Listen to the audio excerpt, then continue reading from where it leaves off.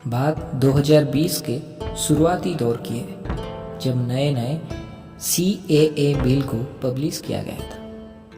मुल्क के कई हिस्सों में इस बिल का विरोध किया गया तो कई हिस्सों में उसे स्वागत सहित अपनाया जा रहा था। मुल्क के इस तरह द्विपाक्षिक द्वंद्वों के बीच संग्राम और सलीम, दो नौजवान, अपने जिंदगी के किताब में नए नए पन्ने जोड़ रहे थे।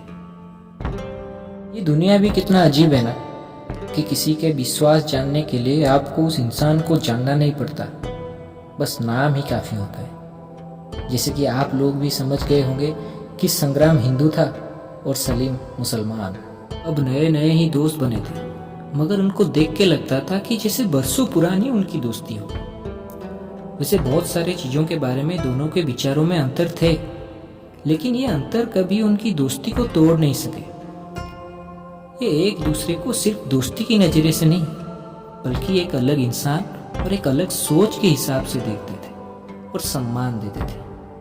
कभी कभी जब महाभारत और रामायण की बात आती थी तो सलीम ऐसे ऐसे संस्कृत के श्लोकों का उदाहरण पेश करता कि मानो बचपन से सीखा हो, और संग्राम भी कभी कभी उसके साथ नमाज पढ़ने बैठ जाता था। सिर्फ ज्ञान पाने के या बांटने के तरीके थे, लेकिन वो अपने आप के और एक दूसरे के हर सोच को बराबर सम्मान देते थे। जब कोई दोस्त रूम में आकर हिंदू मुसलमान की बात छेड़कर एक पक्ष के साथ देता था तो दोनों ही अपने आप को भारतीय कहकर बात को नजरअंदाज कर देते थे। एक शाम की बात है, जब वो रोटी लाने बाहर गए हुए थे।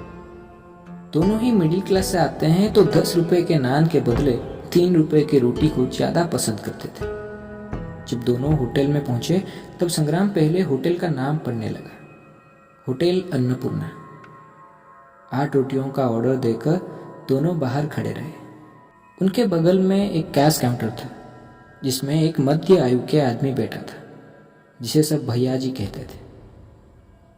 अब 2-3 मिनट ही हुए थे कि संग्राम की नज़र टेबल पर रखी हुई कुछ पर्चियों के ऊपर गिरी। पर्चियों में सपोर्ट CAA करके कुछ लिखा था और साइड में मोदी जी का बड़ा सा फोटो था।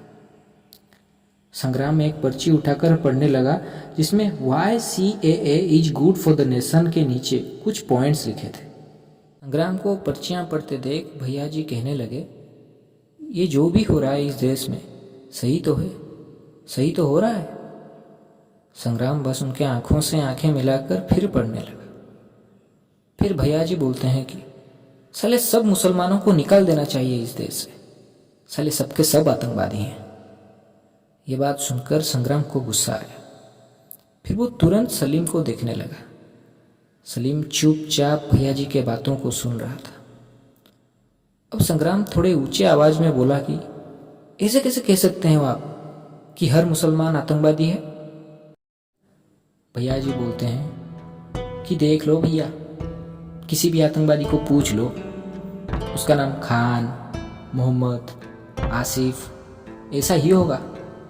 कभी सुने हो कि किसी आतंकवादी का नाम रामकृष्णाचारी है? नहीं सुने होंगे। और तुम ये 2-3 अक्षर पढ़ के जो सोचते हो कि तुम दुनिया को जानते हो, कुछ नहीं जानते तुम दुनिया के बारे में। अरे ऐसे लोगों के साथ ऐसा ही करना चाहिए, वरना वो धीरे धीरे करके पूरे देश को मिटा देंगे। झगड़ा बढ़ ही रहा था कि सलीम बीच में अटक।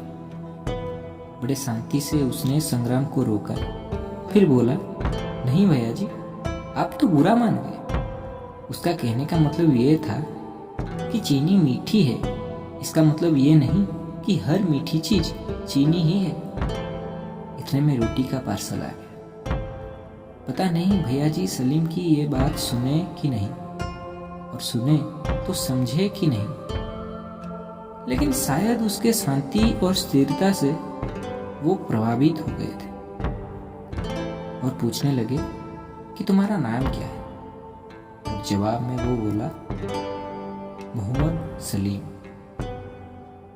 अब लौटते वक्त पीछे मुड़कर संग्राम जब देखता है तो भैया जी वहीं पे खड़े थे और मुस्कुरा के सलीम की ओर देख रहे थे।